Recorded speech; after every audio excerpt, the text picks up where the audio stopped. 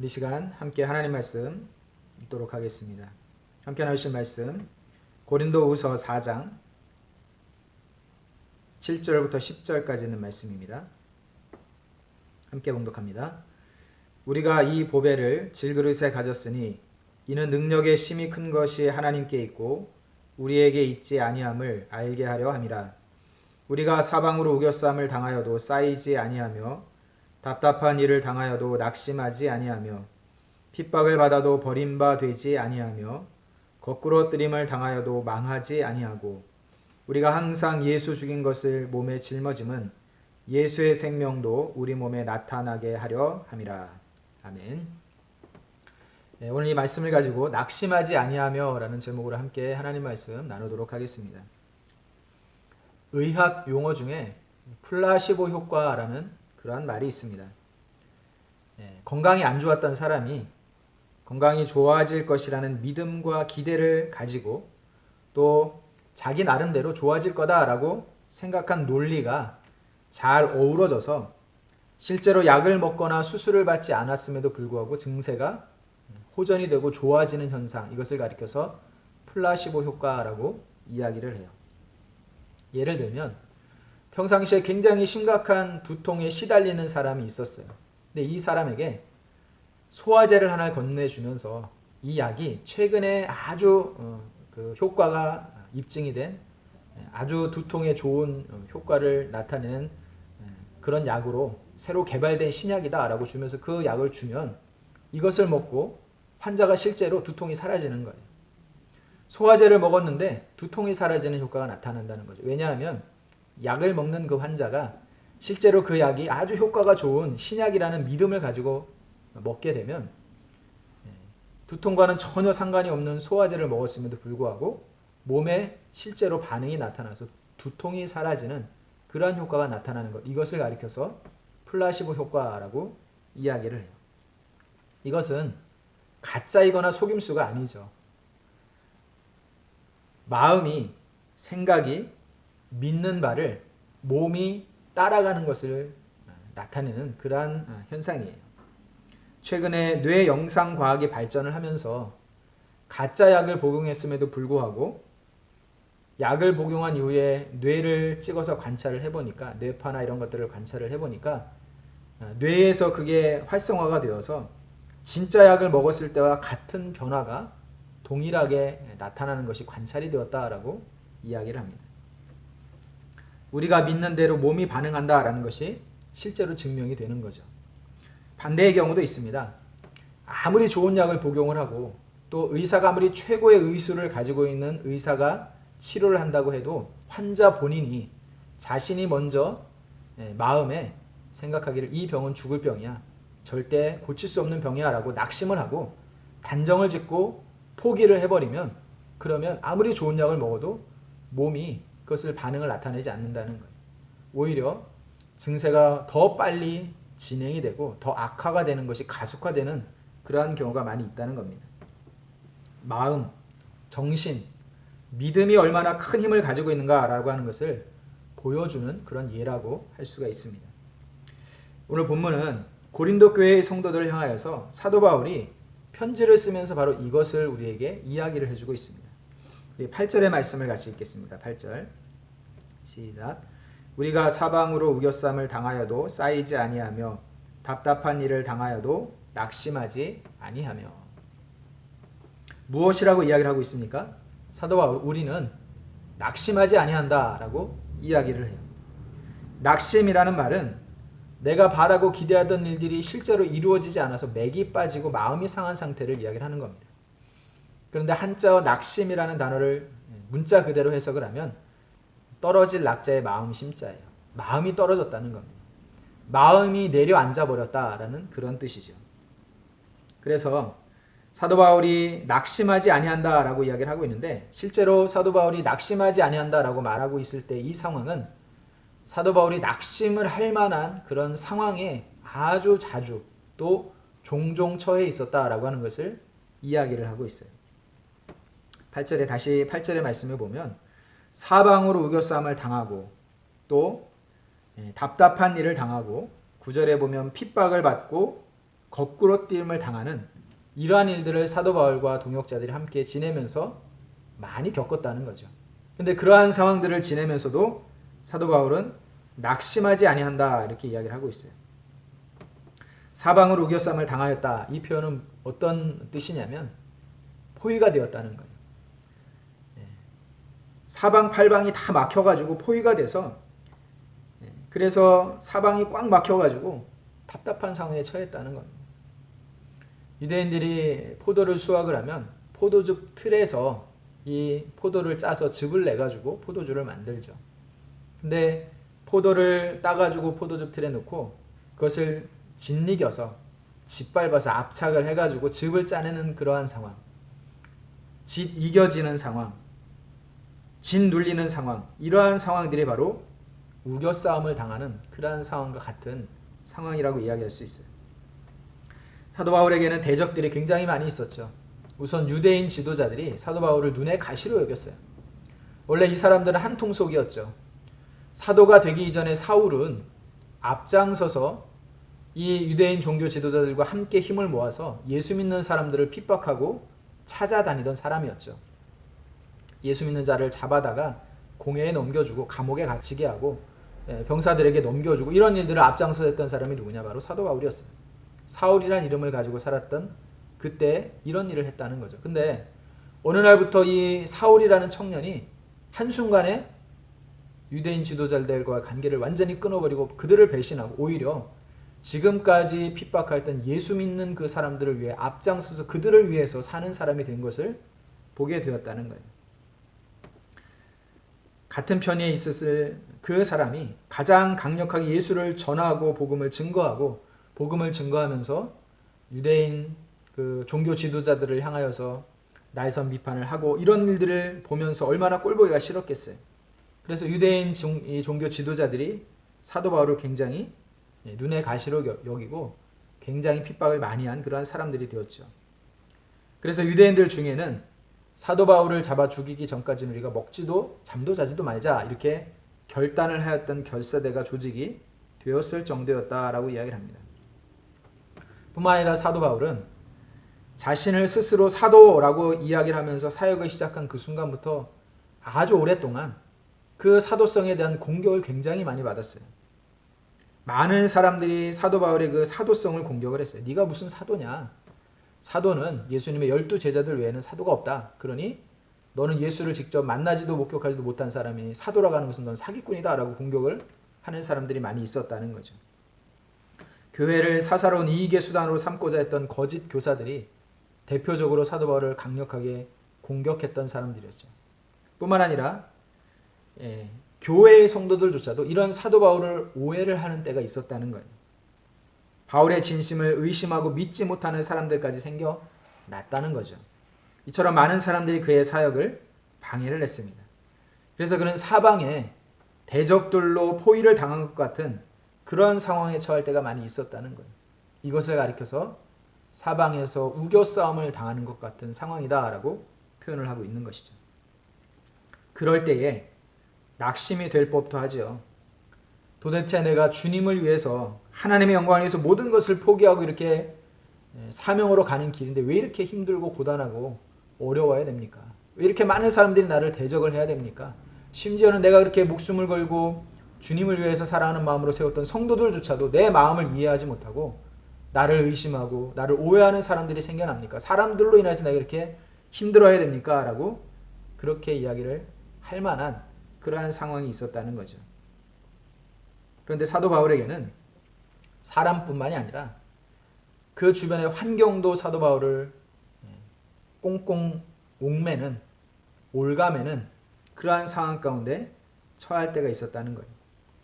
예수를 믿기 전에는 너무나 여유롭고 풍족하게 살았었는데 존경도 받고 권력도 가지고 그렇게 살았었는데 예수를 믿고 난 이후에 보니까 모든 것은 부족하고 불편하고 괴로운 상황으로 다 바뀌어버렸다는 거죠. 제대로 먹지도 못하는 상황에 종종 처합니다. 잠도 편히 자지 못하는 그러한 상황에 처하게 되죠. 그 행색이 너무나 허름하고 보잘것없는 모습으로 돌아다녀야 되는 그러한 모습이었어요. 뻔히 위험한 여행길인 줄 알면서도 도적대의 위험을 무릅쓰고 산을 넘어야 했고 또 풍랑의 위험을 무릅쓰고 배를 타고 가야만 했고 그러다가 배가 침몰해서 어려움을 겪기도 했다는 거예요. 추위와 더위를 견디며 정처 없이 떠돌아다니는 그러한 삶을 사는 이 환경이 사도 바울을 굉장히 힘들고 어렵게 만들 그런 상황이었다는 거죠. 사도 바울이 이렇게 사방으로 우겨싸움을 당하는 것 같은 상황에 처해 있으면서도 낙심하지 아니한다라고 오늘 성경은 이야기를 하고 있습니다. 저와 여러분들도 사도 바울처럼 낙심할 만한 일들을 살아가면서 참 많이 만나게 돼요. 사도 바울이 그랬듯이 우리도 사람들과의 관계에서 종종 낙심하는 일들을 만나게 됩니다. 사람들이 살아가면서 상처받는 거의 대부분의 일들은 바로 사람과의 관계에서 받는 상처예요. 폭력적인 말과 행동, 또 믿었던 사람들에게 배신을 당한 경험, 또 나를 조롱하고 비웃는 그러한 사람들, 또 비교해 보면 참 초라하고 보잘것없어 보이는 내 모습들, 이런 것들을 보면서 사람과의 관계에서 대부분 상처를 받게 된다는 거죠. 아이들은 학교에 가서 친구 관계에서 상처를 많이 받습니다. 관계가 좋을 때는 참 학교 생활이 행복하고 좋은데 관계가 틀어져 버리면 학교 생활이 너무너무 힘들고 고단해요. 어른들도 마찬가지죠. 직장에서 직장생활 하는 것이 직장 동료나 상사나 부하 직원과의 관계가 원만하지 않으면 직장생활이 너무너무 힘들고 고달프다라고 이야기를 합니다. 일이 힘든 것보다 사람과의 관계에서 힘든 일들이 너무나 많이 일어난다는 거죠. 가정에서도 마찬가지입니다. 부모와 자식과의 관계가 원만하지 못하면 그 가정 절대로 행복할 수가 없습니다. 형제, 자매 사이에 형제들끼리 우애가 깨져버리면 그 집안 분위기도 참 너무 안쓰러운 상황이 되는 경우가 많이 있어요. 교회 안에서도 성도들과의 관계에서 문제가 생기고 부딪히고 그러다 보면 알게 모르게 상처를 주기도 하고 상처를 받기도 하는 그런 일들이 참 많이 생겨요. 이렇게 사람과의 관계에서 우리가 살다가 보면 낙심을 할 만한, 마음의 상처를 받고 낙심을 할 만한 그러한 상황들이 참 많이 생긴다는 거죠. 뿐만 아니라 사도 바울이 처했던 것처럼 우리도 환경 때문에 낙심할 만한 일들이 종종 생겨납니다. 살면서 돈 때문에 걱정과 염려할 일들이 얼마나 자주 있는지 몰라요. 사도 바울처럼 추위와 더위를 직접적으로 겪고 또 배고픔과 헐벗음의 문제를 직접적으로 겪는 일은 아닐지라도 살아가면서 돈 때문에 우리가 겪게 되는 고민과 그 애통함이 얼마나 많이 있습니까? 월세나 전셋값 때문에 걱정을 하죠. 집값이 올랐다 걱정을 합니다. 전셋값이 오른 것 때문에 수도 없이 이사를 다녀야 되는 그러한 상황에 처하게 되죠. 자녀들 과외비와 학자금 때문에 부모들이 참 많이 힘들고 어려울 때가 있습니다. 장사나 사업을 하시는 분들은 자금이 융통이 잘 안 돼서 그래서 어려움을 겪는 경우가 많이 있죠. 또 이제 정년퇴직을 하고 은퇴 이후의 삶을 살아야 되는데 그 노후 자금 때문에 늘상 돈 문제를 염려하고 낙심을 할 만한 그러한 상황들이 생기게 된다는 거죠. 예나 지금이나 사람들의 걱정과 염려는 크게 변하지 않았습니다. 그런데 그럼에도 불구하고 우리 성도들은 사도 바울처럼 낙심하지 말아야 될 분명한 이유가 있다라고 오늘 성경은 이야기를 하고 있습니다. 사도 바울은 우리가 낙심하지 않는 이유가 무엇이냐 4장 1절의 말씀에 이렇게 고백을 하고 있습니다. 이러므로 우리가 이 직분을 받아 긍휼하심을 입은 대로 낙심하지 아니하고 하나님이 맡기신 그 직분을 따라서 살아가면서 여러 가지 어려움들을 만나고 사람으로 인하여 어려움 만나고 환경으로 인하여 어려움을 만나고 정말 충분히 낙심할 만한 그런 상황에 처해 있을 때에도 낙심하지 않게 되는 이유가 무엇이냐? 그것은 바로 하나님께서 우리를 긍휼히 여기시기 때문이다라고 고백을 하고 있어요. 내가 처한 상황과 환경이 어떠함을 하나님이 너무나 잘 알고 계시기 때문에 나를 불쌍히 여기셔서 그냥 내버려 두지 않으신다라고 하는 이 믿음을 사도 바울이 가지고 있었다는 겁니다. 그래서 그는 어려움과 고난과 박해를 받아도 하나님께서 결코 자신을 버리지 않으시고 끝까지 붙드신다라고 하는 이 믿음을 가지고 낙심하지 않을 수 있었다라고 고백을 하고 있습니다. 뿐만 아니라 사도 바울은 자기가 사역자로서 사명자로 하나님의 부르심을 받아 사역을 하면서 그 사역의 현장에서 나타나는 그 과정이나 결과를 통하여서 무수한 실패를 경험하고 있지만 그러나 실패가 아님을 알았기 때문에 그는 낙심하지 않았다라고 이야기를 합니다. 여러분 사도 바울은 어찌 보면 잘 나갈 때보다 주저앉을 때 실패할 때가 훨씬 많이 있었던 사람이에요. 그가 소아시아 각 지역을 돌아다니면서 복음을 전할 때마다 수많은 사람들이 복음을 들을 때마다 예수를 믿고 다 교회로 몰려왔느냐? 그렇지 않습니다. 사도 바울이 복음을 전하면 항상 대적자들이 나타나요. 복음을 전하지 못하게 말리는 사람이 생기고 복음을 전할 때 따라다니면서 귀찮게 하면서 복음 전하는 일을 방해하는 사람들이 생기고 또 사도 바울을 죽이겠다고 쫓아다니는 사람들이 따라다니고 또 성에서 복음을 전할 때 쫓겨나가지고 다른 곳으로 가면 그곳으로 또 쫓겨나고 이런 일들이 굉장히 자주 반복적으로 일어났다라고 이야기를 하고 있어요. 여러분 베드로가 설교를 하지요. 유대인들 앞에서 설교를 할 때 그날에만 베드로의 설교를 듣고 3,000명이나 회개하고 돌아왔다라고 성경에 기록을 하고 있어요. 복음을 한번 전했더니 3,000명 회개하고 돌아오는 역사가 일어났다라고 얘기해요. 근데 사도 바울은 그런 일들이 별로 없었어요. 거의 없었죠. 복음을 전하면 많은 사람들이 예수 믿고 다 교회로 돌아오고 그런 일들이 일어나는 게 아니라 오히려 죽이겠다고 쫓아다니고 협박하는 사람들이 훨씬 많이 있었다는 겁니다. 얼핏 보면 복음을 전하는 그 일들이 실패로 끝나는 것처럼 보일 때가 더 자주 있었다는 거예요. 그러나 낙심하지 않았던 것은 그것이 결코 실패가 아니다라는 것을 분명히 알고 있었기 때문이다라고 이야기를 합니다. 그가 스스로 고백하기를 그저 나는 심고 누군가는 물을 주고 결국 자라나게 하시고 열매 맺게 하시는 분은 하나님이시기 때문에 그래서 그는 복음을 전하는 이 일의 이 과정이 때때로 복음을 전해도 아무 효과가 없는 것처럼 보이고 복음을 전해도 오히려 사람들이 그를 대적하고 쫓아다니고 핍박하는 이런 상황을 경험해도 그래도 그는 낙심하지 않고 끝까지 예수를 믿고 복음을 전하는 이 일을 중단 없이 할 수 있었다라고 그는 고백을 하고 있습니다. 우리가 낙심하지 않게 되는 이유가 하나 더 있죠. 그것은 우리가 누구인지를 알고 하나님이 어떤 분인지를 알기 때문입니다. 오늘 성경에서 사도 바울은 자기 자신을 가리켜서 연약한 질그릇과 같은 존재다라고 그는 고백을 하고 있어요. 7절의 말씀에 보면 우리가 이 보배를 질그릇에 가졌으니 이는 능력의 심이 큰 것이 하나님께 있고 우리에게 있지 아니함을 알게 하려 함이라. 질그릇이란 흙으로 만들어진 토기 그릇이죠. 깨지기 쉬운 그릇입니다. 그런데 상처받기 쉽고 낙심하기 쉽고 좌절하고 넘어지고 실패하고 주저앉기가 쉬운 인생을 질그릇에 빗대어 표현을 하면서 우리의 인생이 바로 이와 같은 인생이다라고 사도 바울은 이야기를 하고 있어요. 자기 자신을 보면서도 사람이란 이렇게 연약한 존재다. 사도라는 그 이름을 가지고 복음을 전하는 이 귀한 사명을 감당함에도 불구하고 그럼에도 여전히 자기가 얼마나 연약한 존재인지라고 하는 것을 사도 바울은 알고 있었다는 거죠. 저와 여러분들은 요즘 이런 사실을 너무나 잘 알고 있습니다. 깨닫고 있습니다. 눈에 보이지도 않는 정말로 작은 바이러스가 이렇게나 전 세계 모든 사람들을 뒤흔들 수 있음을 우리는 목격하고 있죠.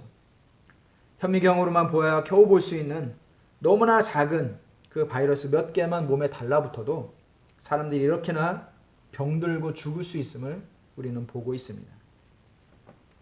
뉴스에 보니까 독일에서는 총리가 나와서 이 크리스마스 행사를 하지 말아달라라고 부탁을 하는 그런 그 담화문을 이야기 발표를 하더라고요.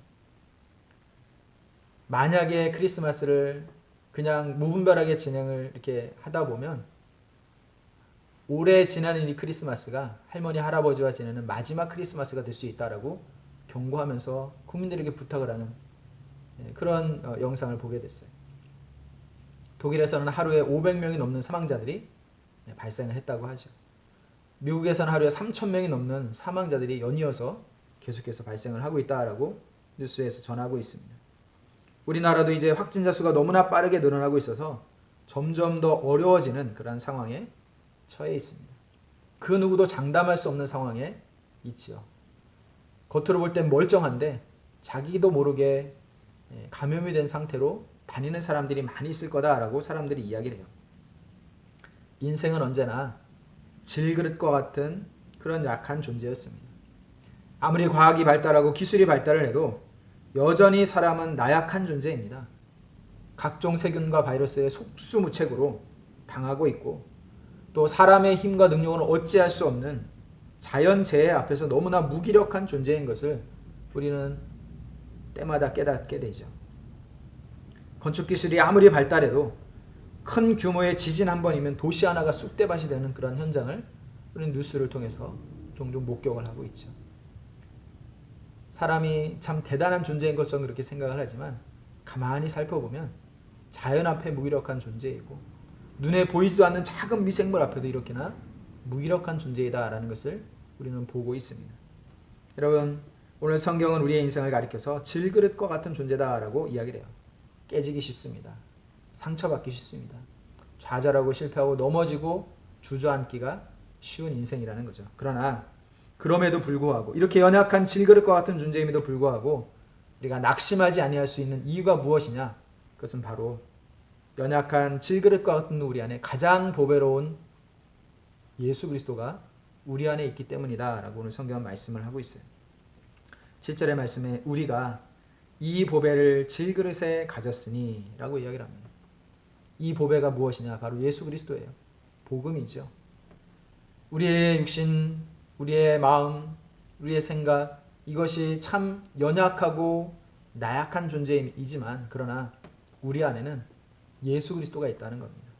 가장 존귀한 보배이신 예수 그리스도가 있기 때문에 그래서 우리는 낙심하지 않을 수 있다라고 이야기를 해요. 그리고 사도 바울은 자신이 이렇게 연약한 존재임에도 불구하고 가장 보배로우신 예수 그리스도를 전하는 이 귀한 사명을 감당을 하면서 내가 능력이 있거나 뛰어나서가 아니라 내 안에 있는 보배이신 예수 그리스도로 말미암아 내가 이 사명을 지금까지 감당해 올 수 있었다라고 고백을 하고 있는 것이죠. 여러분, 우리가 하루하루 살아가면서 참 답답하고 어려운 상황들이 이어지고 있는 이러한 시간들을 우리가 보내고 있습니다. 앞이 잘 보이지 않는 것 같은 그런 상황, 점점 상황이 악화되어져 가는 것 같은 상황, 이러한 상황에 처해서 우리가 참 마음이 답답하고 낙심할 만한 그런 상황이 지금 우리 가운데 놓여져 있죠. 그러나 이러한 가운데에서도 우리가 낙심하지 않을 수 있는 이유가 무엇인지를 분명히 알아야 됩니다. 먼저는 하나님께서 우리를 긍휼히 여기시기 때문이죠. 우리의 형편과 처지를 누구보다 잘 아시는 그 하나님께서 사도 바울을 끝까지 붙드셨듯이 우리도 그와 같이 붙드시고 인도하시는 하나님이시다라고 하는 이 믿음을 가지고 살아가는 저와 여러분들이 될 수 있기를 주님의 이름으로 축복합니다. 그리고 지금 당장에는 잘 되는 것처럼 보이지도 않고 지금 당장에는 안 되는 것 같고 지금 당장에는 실패한 것처럼 보이는 일들이 있을지라도 실패가 결코 실패로 끝나고 실패로 마무리되지 않도록 하나님께서 우리를 끝까지 인도하실 것이라는 이 믿음을 가지고 살아가는 사람들이 낙심하지 않을 수 있다라고 이야기를 합니다. 그리고 우리 자신을 잘 알아야 되겠죠. 내가 얼마나 약한 존재인지. 그래서 나는 약하기 때문에 강하신 주님, 강하신 하나님을 의지하고 붙드는 믿음을 가지고 살게 하여 주옵소서. 이런 고백을 하며 힘겨운 시기를 하루하루 믿음으로 잘 버티고 이겨내며 승리하며 살아가는 우리 하나님께 모든 성도들이 될 수 있기를 주님의 이름으로 축복합니다. 기도하겠습니다. 사랑이 많으신 하나님, 은혜를 감사합니다. 코로나 때문에 참 많은 사람들이 어려움을 겪고 경제가 어려워지고 관계가 어려워지고 모든 것이 다 어려워지는 상황 가운데 모두가 근심하고 염려하며 불안해하며 또 낙심하고 좌절하는 사람들이 생겨나고 있습니다. 그러나 아버지 하나님, 우리 성도들을 하나님께서 꼭 붙들어 주시고 아무리 어려운 형편과 상황과 처지에 처한다 할지라도 결코 낙심하지 않는 그런 믿음을 가지고 이 어려움들을 잘 이겨낼 수 있도록 인도해 주시기를 원합니다. 하나님, 사람 때문에 환경 때문에 마음이 낙심이 될 만한 일들에 처했을 때에 하나님을 의지하는 그 믿음을 다시 한번 새롭게 하여 주시옵고, 또한 우리 안에 보배이신 예수 그리스도가 있음을, 복음이 있음을, 하나님의 말씀이 있음을, 성령 하나님이 나와 함께 하심을 믿는 그 믿음을 가지고 힘있게 하루를 믿음으로 승리하며 살아갈 수 있도록 은혜 허락하여 주시옵소서. 감사를 드리며 예수님의 이름으로 기도드렸습니다. 아멘. 우리 광고 말씀 한 가지 드리도록 하겠습니다. 우리 이두판 장로님, 조정혜 권사님 아들 이혜환 집사가 이 공무원 6급 진급 시험에 합격을 했다고 합니다. 그래서 원래라면 이제 같이 대면 예배로 함께 모이게 되면 이제 떡을 이렇게 감사함으로 떡을 준비를 해서 성도들에게 대접을 하려고 했는데, 지금은 모이지도 못하고 예배도 드리지 못하는 상황이라서 어떻게 할까 생각을 하시다가 올해는 이 성탄절 그 외부 장식을 우리 가정에서 좀 해야겠다라는 그런 생각이 드셨다고 합니다. 그래서 장로님이 낮에 오셔서 손수 종탑에 오르락내리락 하면서 전구도 달고 또 들어오는 현관 입구도 또 장식을 잘 해주시고 수고를 참 많이 해주셨습니다. 그래서 이 수고하고 헌신한 우리 장로님 가정에 감사함을 드립니다. 또 우리 정성용 입사 강윤선 권찰이 둘째를 출산을 했습니다. 그래서 하온이 동생 둘째 희온이를 출산을 했어요. 이제 이름을 아직 확정하진 않았지만 희온이라고 일단 이름을 지었다고 했는데 이름이 참 이쁘죠. 그래서 이 아이가 건강하게 무럭무럭 잘 자랄 수 있도록 위해서 기도해 주시고, 또 언제 또 만나게 되면 또 마음껏 축하를 해주시는 그런 감사하고 축하하는 그런 일들이 있기를 바랍니다. 그리고 또 한 가지 우리 양학렬 전사님이 총신 신대원에 합격을 했습니다.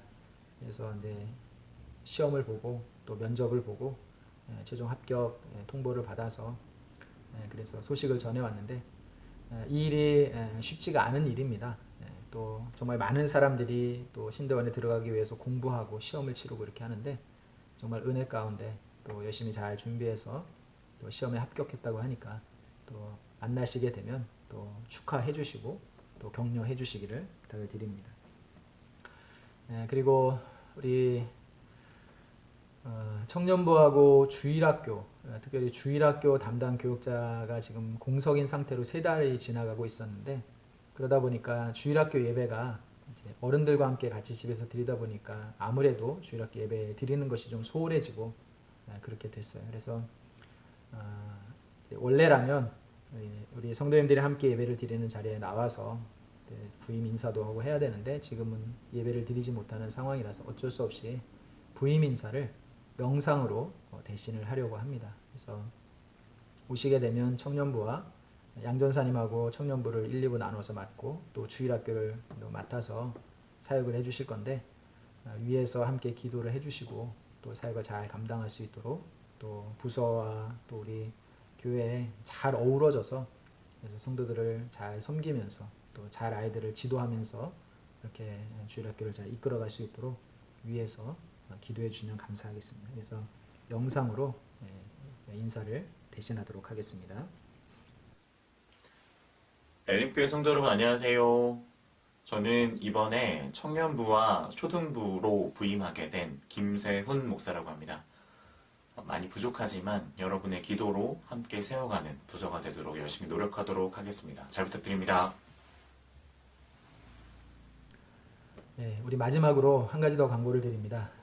우리 이인순 권사님이 지금 이 병원에서 치료를 받고 계시는데, 인공호흡기는 더 이상 쓰지 않고 이제 자가호흡이 어느 정도 되는 그런 수준까지 회복이 돼서 그래서 그렇게 하고 계시지만, 아직까지 몸에서 원하는 그 충분한 산소를 자가호흡으로 완전히 공급할 수 있는 상황은 아니라고 해요. 그래서 인공호흡기는 뗐지만 이제 콧줄을 착용을 하고 약간의 도움을 받으면서 이렇게 호흡을 하고 계시는데, 우리 이 시간 함께 같이 한번 기도를 해주셨으면 좋겠습니다. 우리 권사님이 완전한 자가호흡이 되어서 편하게 호흡을 잘 할 수 있도록 위해서 기도해 주시고, 또 한 가지는 폐렴이 잘 치료가 돼서 염증 수치가 완전히 떨어지고 완전히 나을 수 있도록, 그래서 폐 기능에 이상이 없이 후유증이 하나도 남지 않고 회복이 잘 될 수 있도록 위해서 기도를 해주시고, 또 마지막으로는 어제 의사들이 이제 그런 의논을 했다고 하는데 이제 어느 정도 의학적으로는 이제 수치도 좋아지고 상태가 호전이 됐다고 판단이 돼서 이제 다른 병원으로 이렇게 이제 병실을 옮겨야 되나 이렇게 이제 또 의논을 하고 있었다고 해요. 그래서 지금은 어떻게 되는지는 잘 모르겠지만 어쨌든 병원을 옮기게 되면 전처럼 뭐 3인이 같이 쓰는 병실 이런 데서 치료를 받다면 아무래도 치료받는 것이 어려워지고 소홀해질 수 있기 때문에 되도록이면 지금 있는 곳에서 끝까지 잘 치료를 받고 회복될 때까지 치료를 받을 수 있도록 위해서 기도해 주시고 혹시라도 병실을 또 부득이하게 옮기게 된다고 한다면 좋은 병원으로 이송이 되어서 그곳에서 이곳에서처럼 더 잘 치료를 받을 수 있도록 우리 이인순 권사님을 위해서 같이 한번 기도하는 시간을 갖도록 하겠습니다. 우리 함께 기도하시고 제가 기도하고 마치도록 합니다. 기도하겠습니다. 사랑과 은혜가 많으신 하나님, 은혜를 감사합니다. 아버지 하나님, 특별히 이 시간 우리 이인순 권사님을 위하여서 우리 모든 성도들이 예배를 드리고 난 이후에 함께 기도하고자 합니다. 아버지 하나님, 생명은 하나님의 손에 달려있고 그 손으로 주관하신다고 말씀하신 하나님, 우리 이인순 권사님 하나님께서 꼭 붙들어 주시고 권능의 손으로 하나님 붙들어 주시고 인도하여 주시기를 원합니다. 아버지 하나님이여, 또 호흡기를 이제 더 이상 착용하지 않고도 어느 정도는 호흡이 되고 있지만 그러나 여전히 몸에서 원하는 충분한 산소를 공급하지 못하여서 굿줄을 착용한 상태로 있다고 하오니 아버지 하나님, 완전히 자가 호흡이 잘 되어서 하나님 아버지 편하게 호흡을 할 수 있도록 하나님께서 잘 회복시켜 주시기를 원합니다. 또한 폐렴으로 인해 치료를 받고 있는데 염증 수치가 완전히 떨어지게 하시고 또 폐에 이상도 없이 아버지 하나님 폐 기능이 또 아버지 하나님이여 또 저하됨이 없이 온전히 아버지 하나님이여 후유증이 남지 않고 회복될 수 있도록 하나님께서 은혜 베풀어 주시고 인도하여 주시기를 원합니다. 아버지 하나님, 또한 하나님께서 붙들어 주시기를 원하며 아버지 하나님, 병실을 또 옮겨야 되는 그러한 상황에 처하고 있는데 하나님 아버지, 이 모든 상황들을 하나님께서 인도하여 주시고 함께하여 주셔서 아버지 하나님, 하나님 은혜 가운데에 하나님의 회복되게 하시고 아버지 하나님, 무엇보다 더 잘 치료받을 수 있고 또 잘 보살핌을 받을 수 있는 그러한 병원으로 병실로 아버지 하나님 인도하여 주시기를 간절히 소원합니다. 무엇보다 우리 권사님 마음을 하나님께서 꼭 지켜주시길 원합니다. 치료의 시간이 오래 지나면서 그 마음이 낙심이 되고 또 아버지 하나님 약해져서 하나님 아버지 치료받는데 어려움이 생기지 않도록 붙들어 주시고 그 마음을 강하고 담대하게 하시며 하나님 굳은 의지를 가지고 병을 이겨내고자 하는 그 의지를 가지고 하나님 힘있게 병과 싸워 이겨낼 수 있도록 우리 권사님 붙드시고 인도하여 주시옵소서. 주께서 도우시고 역사하실 줄로 믿습니다. 함께하여 주시옵소서. 감사합니다. 사랑이 많으신 하나님 은혜를 감사합니다. 우리 인순 권사님 하나님께서 사랑하셔서 지금까지 인도하시고 동행하시고 함께하셨습니다. 이제 아버지 하나님 병 중에 하나님 어려움 가운데 처해 있사오니 하나님께서 긍휼히 여기시고 불쌍히 여기시고 하나님이 고치시고 치료하시고 회복이 다 되어서 굿줄도 착용하지 않고 아버지 하나님 편안하게 호흡할 수 있는 그러한 상태까지 회복될 수 있도록 인도해 주시기를 원합니다. 또한 아버지 하나님 폐렴으로 인한 염증 수치가 완전히 떨어지게 하시고 아버지 하나님이여 폐 기능에 아무 손상도 없이 후유증도 남지 않고 완전히 깨끗하게 회복될 수 있도록 은혜 허락하여 주시옵소서. 또한 아버지 하나님 병실을 옮겨야 될지도 모르는 상황입니다. 하나님께서 그 모든 상황을 하나님이 선한 길로 인도하여 주셔서 하나님 지금처럼 잘 치료받고 또 안정적으로 아버지 하나님의 치료받고 아버지 하나님의 또 살필 수 있는 그러한 좋은 병실로 병원으로 하나님께서 인도하여 주시기를 원합니다. 무엇보다 우리 권사님의 마음이 낙심하지 않게 하시고 하나님께서 강하고 담대함을 주시며 굳은 의지를 가지고 병마를 능히 이겨낼 수 있으리라 기대하고 믿음으로 하나님 이겨낼 수 있도록 우리 권사님 힘 주시고 능력 주시고 하나님 붙들어 주시고 함께하여 주시옵소서. 아버지 하나님 거룩한 주일 함께 예배드리지 못하는 이 안타까운 상황이지만 모든 성도들이 있는 그 삶의 자리를 가정을 예배의 거룩한 처소로 삼고 성전 삼아 함께 예배드리는 예배에 귀한 은혜가 있게 하여 주시옵소서. 감사를 드리며 예수님의 이름으로 기도드렸습니다. 아멘.